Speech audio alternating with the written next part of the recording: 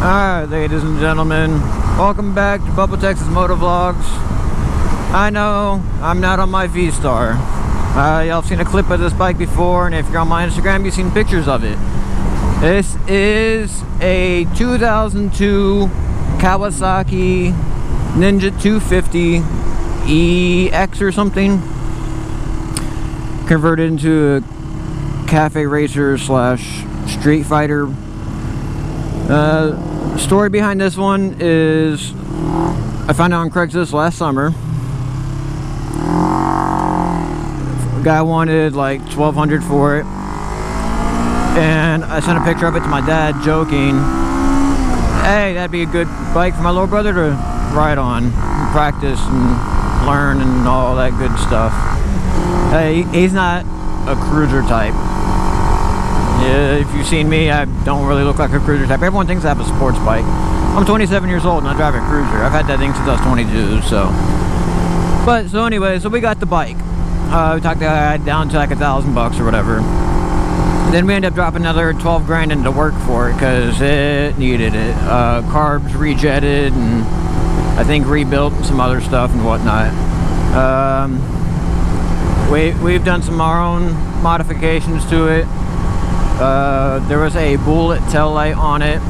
We ended up putting a integrated light bar, light strip on it, and it's all red, but it does have amber blinkers. Well, the blinkers necessarily didn't work on here, so I ended up finding the wiring diagram for this. One day we finally broke down and retraced everything. We got the LED flasher module, of course. So there was just no turn signal relay in there. So what I did is I wired it in. Bam! Blinkers worked. Awesome. Which I gotta make sure I turn them off. I'm not used to that. But so the blinkers worked. Well, we got the fork lights. You can't really see them. They're smoked out. They're pretty cool. Well, the lights weren't that flexible.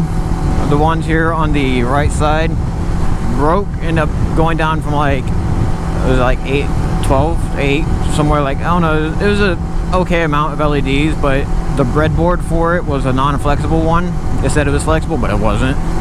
That thing ended up snapping pretty easy. The ones here on the left side actually still work, surprisingly.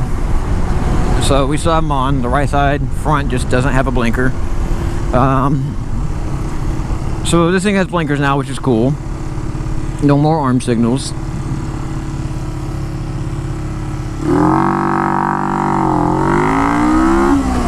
While messing around with the wiring, this is obviously not the stock headlight. The stock headlight is actually square.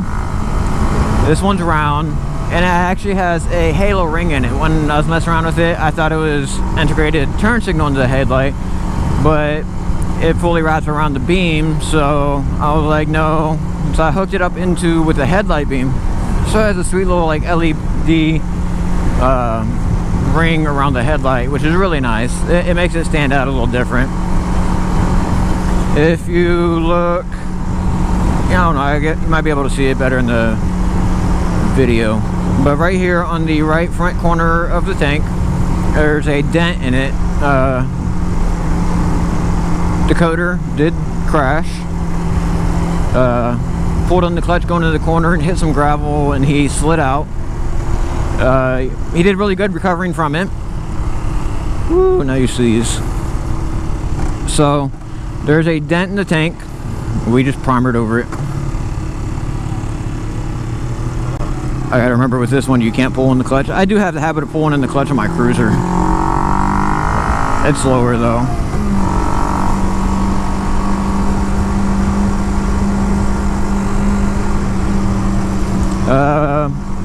This thing had no mirrors. We put the barn mirrors on it. They're nice, but these ones loosen up a lot.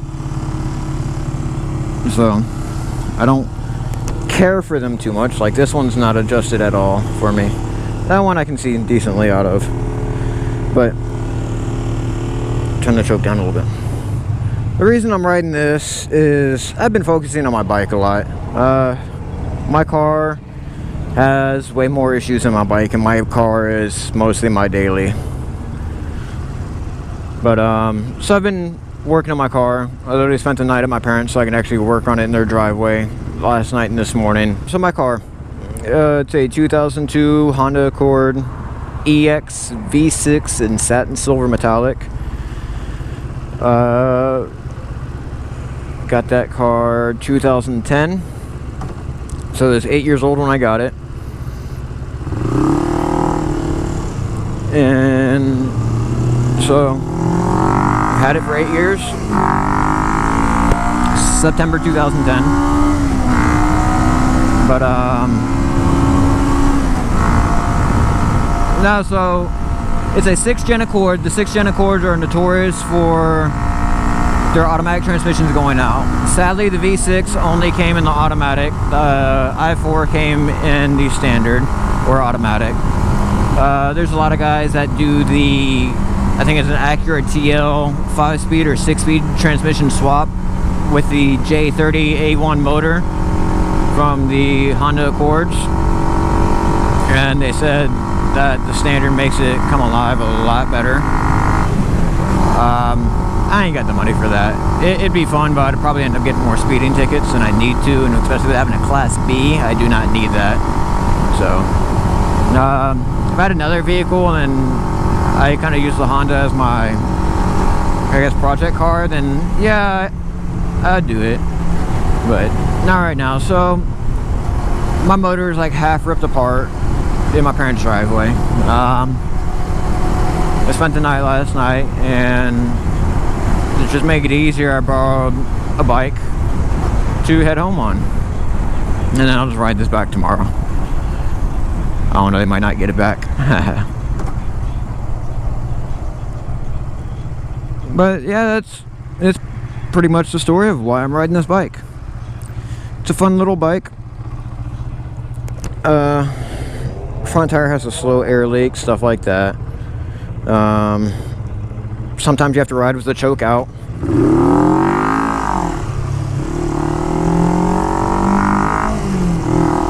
I wish it had a deeper sounding exhaust, personally, but it's not my bike.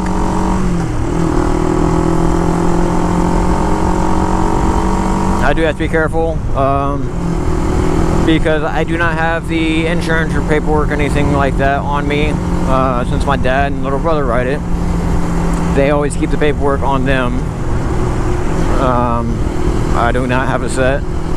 Technically, I'm still covered under their insurance, so that's fine with me.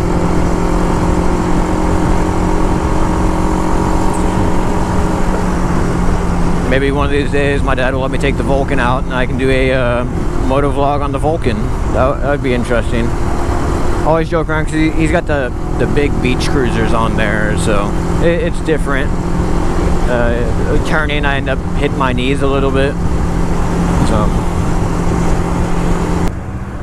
I think I'm gonna end it here.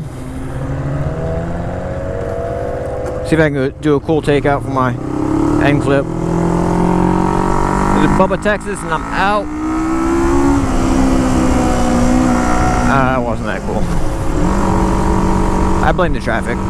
But anyways, I'll catch you on the next one.